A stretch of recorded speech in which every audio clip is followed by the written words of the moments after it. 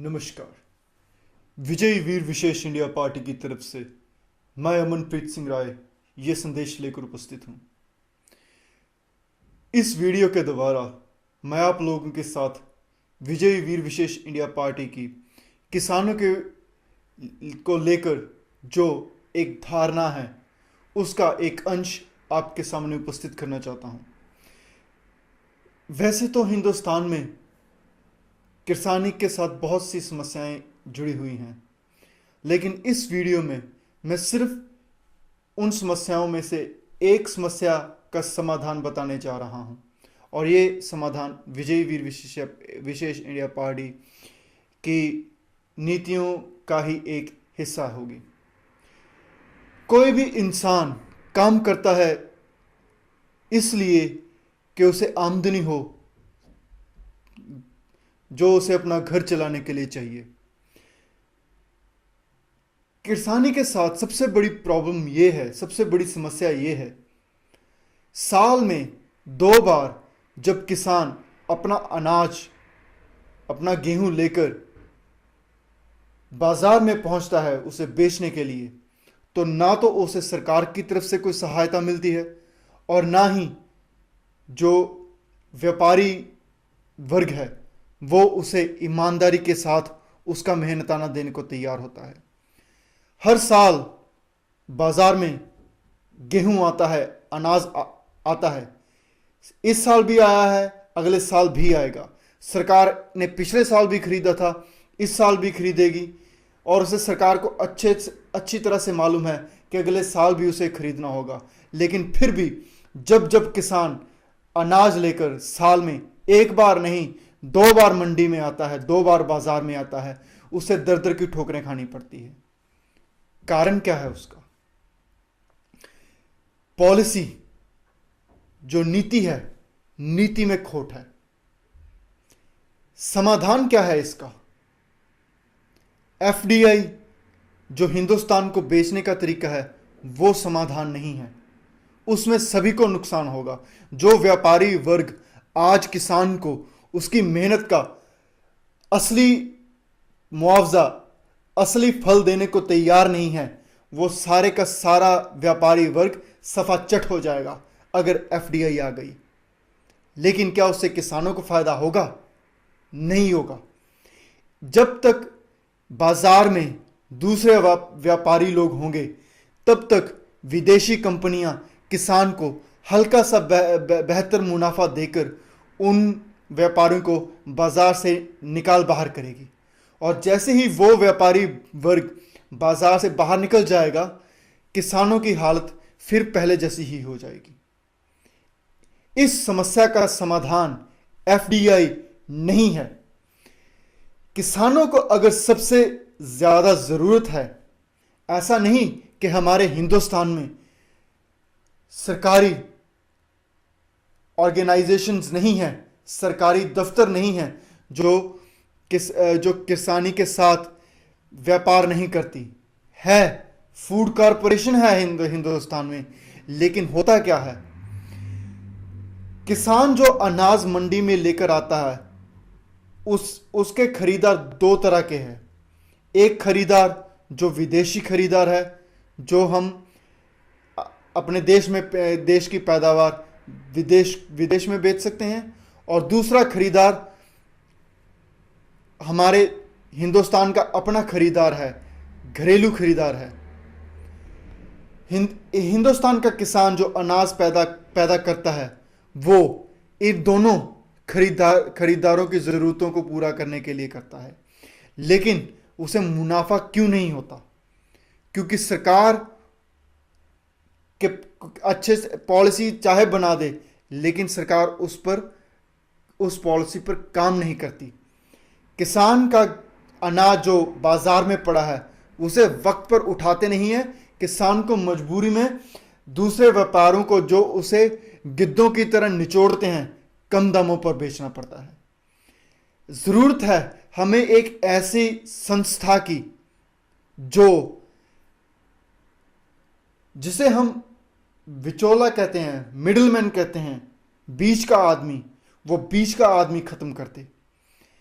एक संस्था हो पूरे देश में जिसके दफ्तर हों, जिसमें थोड़ा सा स्टाफ, थोड़े से लोग, थोड़े से अफसर, थोड़े से कर्मचारी पक्के पक्के तौर पर काम करने वाले हों, और बहुत सारे कर्मचारी ऐसे हों जिन्हें सरकार, जब सीजन आता है, जब अनाज का वक्त आता है मंडी में आने का, बाजार में आने का, उस समय सरकार जो रोजगार स्कीमें हैं उनके द्वारा टेम्परेरी तौर पर भर्ती करे। और काम क्या करना होगा? काम यह करना होगा कि उन्हें पहले से ही एडवांस में, पहले से ही ऑर्डर लेना पड़ेगा विदेशी खरीदारों से भी और देसी खरीदारों से भी।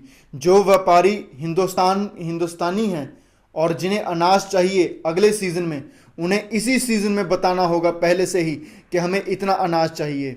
बाहर से जो ऑर्डर आने हैं, जो बाहर से मांग आनी है अनाज की, वो भी अगले सीजन के लिए इसी सीजन में इकट्ठा करनी पड़ेगी, इसलिए कि अगले सीजन में जो अनाज आए उस संस्था को पहले से ही पता हो कि हमें इतना अनाज देश के लिए चाहिए, इतना अनाज देश के गोदामों के लिए चाहिए, और इतना अनाज विदेशी खरीदारों के लिए चाहिए।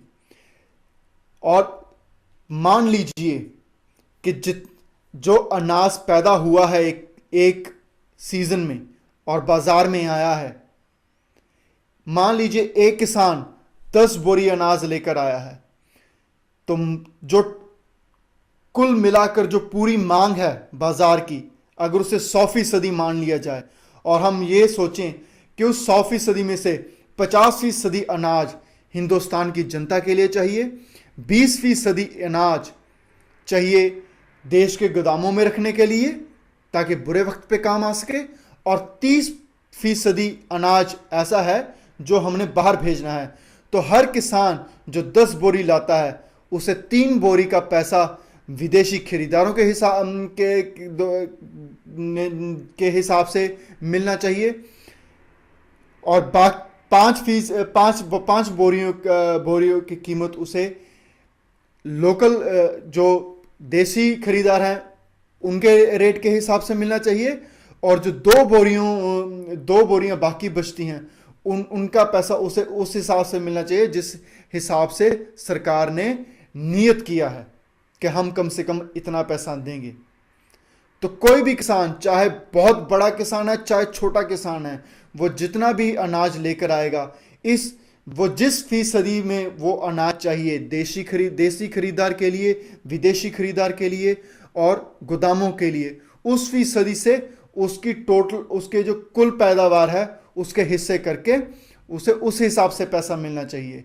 और जो ऑर्डर है, जो मांग है, वो एक सीजन पहले पता होनी चाहिए उस संस्था को, और जो पैसा है वो हर किसान को बिना इस बात के कि वो बड़ा किसान है या छोटा किसान है, उसके पास ये पहुंच है कि वो बाहर भेज सके, कि बाहर के खरीदार को बेच सके या ना पहुंच हो, इससे कोई फर्क ना पड़ता हो। कोई भी किसान उस संस्था के पास अपना अनाज लेकर आए, उसे जो कायदे से रेट बनता है वो रेट मिले। और ये संस्था चलाने के लिए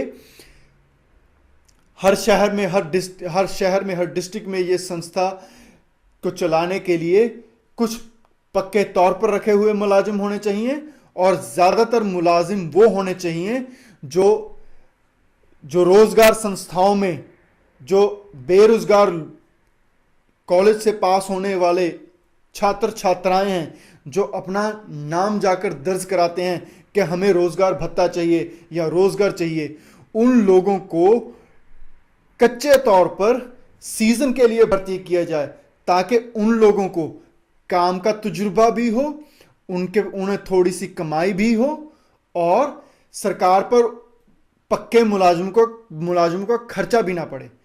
और इस सब से बेरोजगारी की समस्या पर भी थोड़ा सा असर पड़ेगा, चाहे हर साल में 2 बार कुछ समय के लिए, 2 महीने के लिए ही क्यों नहीं, लेकिन कुछ तो कम होगा। उसके अलावा किसानों को सही दाम मिलेगा। जो अभी किसान दर दर भटकता है खरीदारों के लिए, वो नहीं होगा। किसान को उसकी मेहनत का पैसा मिलेगा। और सबसे बड़ी बात यह है, जो बीच का आदमी है, जब बीच का आदमी नहीं होगा तो जो मुनाफा है वो या तो किसान के पास जाएगा, जहाँ जो सरकारी संस्था ने अपना कमीशन रखा होगा उस कमीशन के जरिए सीधा सरकार के खाते में जाएगा। काम ऐसे होता है और विजयी वीर विशेष इंडिया पार्टी ऐसे ही काम करेगी। ये सिर्फ एक हिस्सा है, एक पहलू है विजयी वीर विशेष इंडिया पार्टी का। किसानों के लिए जो प्लान है, जो नीति है उसका। इस संदेश को देखने और सुनने के लिए आपका धन्यवाद। अगर आपको यह संदेश सही लगा हो तो कृपया इसे और हिंदुस्तानियों के साथ बांटें। विजयी वीर विशेष इंडिया पार्टी के साथ जुड़ें और विजयी वीर विशेष इंडिया पार्टी को मजबूत करें। अगर हिंदुस्तान को आगे बढ़ाना है तो यही पार्टी है हिंदुस्तान को आगे बढ़ाने के लिए।